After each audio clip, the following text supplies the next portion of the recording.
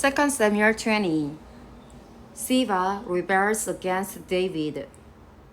Now a troublemaker named Siva, son of Bichri, of Benjamin, happened to be there. He sounded the trumpet and shouted, "We have no share in David, no part in Jesse's son. Every man to his tent, Israel." So all the men of Israel deserted David to follow Siva, son of Bichri. But the men of Judah stayed by their king all the way from the Jordan to Jerusalem. When David returned to his palace in Jerusalem, he took the 10 concubines he had left to take care of the palace and put them in a house under guard. He provided for them, but had no sexual relations with them.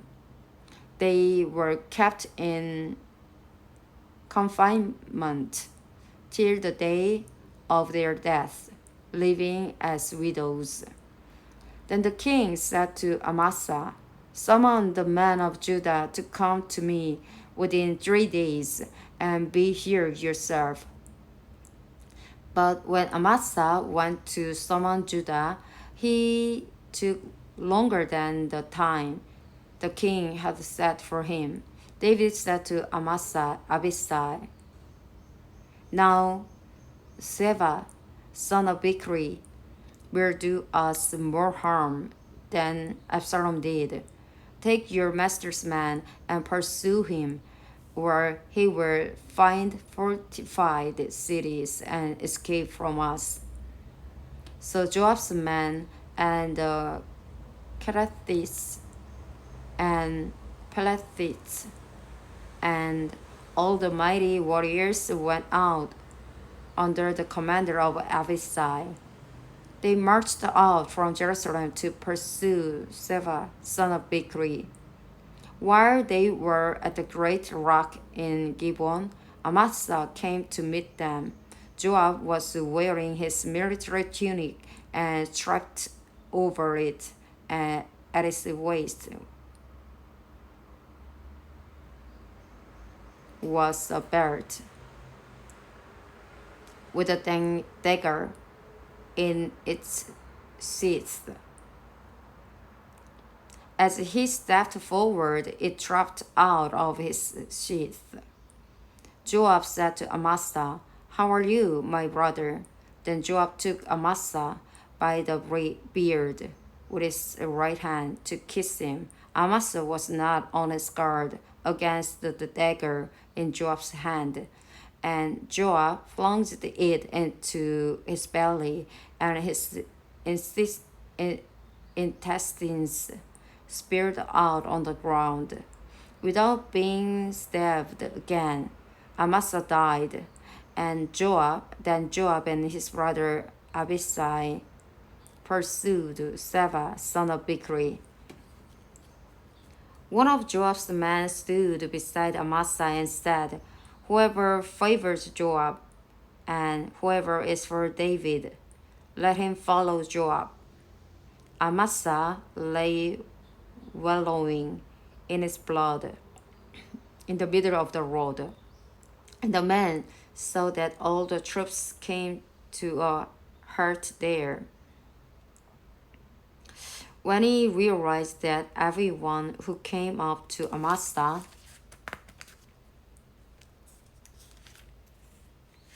stopped, he dragged him from the road into a field and threw a garment over him. After Amasa had been removed from the road, everyone went on with Joab to pursue Seva, son of Bichri. Seva passed through all the tribes of Israel to Abel Beth Bakar, and through the entire region of the Bichrites, who gathered together and followed him. All the troops with Joab came and besieged Seva in Abel Beth Makar. They built seas ramped up to the city, and it stood against the outer fortifications. While they were battering the wall to bring it down, a wise woman called from the city, "Listen, listen, tell Joab to come here so I can speak to him." He went toward her and she asked, "Are you Joab?" "I am," he answered. He said, "Listen to what your servant has to say." "I am listening," he said. She continued, "Long ago they used to say, 'Get your answer at Abel,' and that settled it. We are the peaceful and faithful in Israel. You are trying to destroy a city that is a mother in Israel. Why do you want to swallow up the Lord's inheritance?" "Far be it from me," Joab replied. "Far be it from me to swallow up or destroy. That is not the case. A man named Seba, son of Bichri, from the hill country of Ephraim, has lifted up his hand against the king, against David. Hand over this one man, and I will withdraw from the city." The woman said to Joab, "His head will be thrown to you from the wall."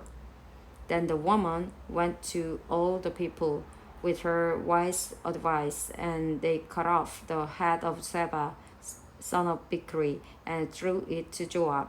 So he sounded the trumpet, and its men dispersed from the city, each returning to his home, and Joab went back to the king in Jerusalem. David's officials, Joab was over Israel's entire army. Benaiah, son of Jehoiada, was over the Kerethites and Pelethites. Adoniram was in charge of forced labor. Jehoshaphat, son of Ahilud, was a recorder. Seva was the secretary. Zadok and Abiathar were priests, and Ira the Jairite was David's priest.